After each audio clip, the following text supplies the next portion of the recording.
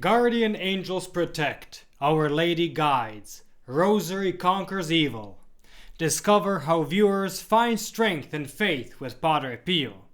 Stay tuned to hear their testimonies. Ave undis spes Maria. Welcome back to our YouTube channel following Padre Pio. If you're new to our channel, Padre Pio was a Capuchin friar, mystic, and miracle worker whose intercession is still very powerful and active today.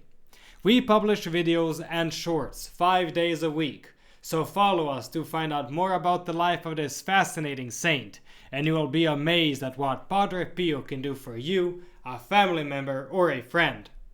Before delving into today's testimonies shared by our cherished viewers about their encounters with spiritual attacks, I want to extend my heartfelt gratitude for your continued support and uplifting comments. And of course, for your personal testimonies that you so generously share with us. Thank you from the heart. For those of you tuning in, if you have your own stories or experiences with Padre Pio that you'd like to share, we'd love to hear from you. Feel free to share them in the comments section below or send us an email at info@followingpadrepio.org. Now, as many of you following our channel already know, Padre Pio faced relentless assaults from demons throughout his life. These attacks went beyond mere temptation, manifesting in actual physical beatings. While such occurrences are thankfully rare, temptation remains a daily struggle for most, if not all of us, even those of profound holiness. Demons often employ cunning tactics, for example, convincing us that our sinful inclinations are simply natural human behavior. One of our viewers, Michael, expressed this reality in a comment. He shared, "This is exactly the way Satan tempts me, by making sin appear to be perfectly normal human behavior. If one temptation doesn't work, Satan will quickly move on to another tactic. It is so easy to be fooled when my prayer life begins to flatter even the least bit. Saint Padre Pio, thank you for your holy examples." Indeed, thank you Padre Pio for your examples. I too have noticed that when I neglect my daily rosary, temptations start kicking in like crazy, which is, now that I think about it, one of the reasons why I stay motivated. This might be precisely why God allows such temptations, to keep us motivated to pray. Thank you, Michael, for sharing your experience. Furthermore, regarding spiritual attacks, a viewer named Peter shared some profound insights. He remarked, "Isolation is a massive danger. When you feel isolated, you are more likely to give in. We have to remember that however isolated we feel, we are surrounded by armies of angels at all times, especially our own guardian angel." Now, these are some profound words. We mustn't forget that God is omnipresent. He never leaves our side. And also, every person is blessed with a guardian angel to protect them. So we are indeed never truly alone, no matter how lonely we might feel at times. Bringing these truths to mind in moments of solitude, when temptations start coming, is a good way to not feel abandoned and hopeless. Praying for the intercession of our guardian angel and Our Lady Mary is essential in such moments. Padre Pio followed this practice, and years later we hear the same advice from various exorcists.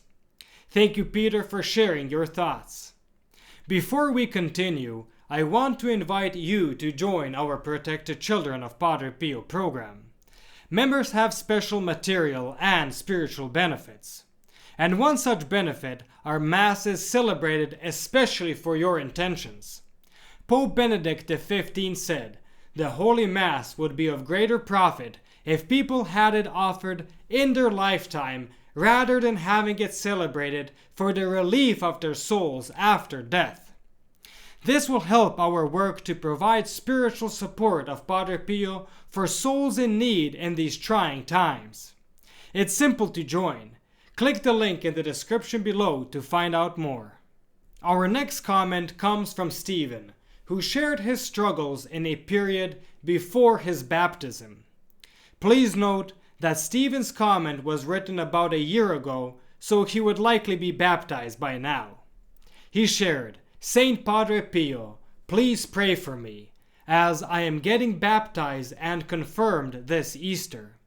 None of my family will be there, except for my son who is Catholic and the whole of the family. And the spiritual attacks are coming in abundance. But I'm going to run my race with Saint Padre Pio next to me.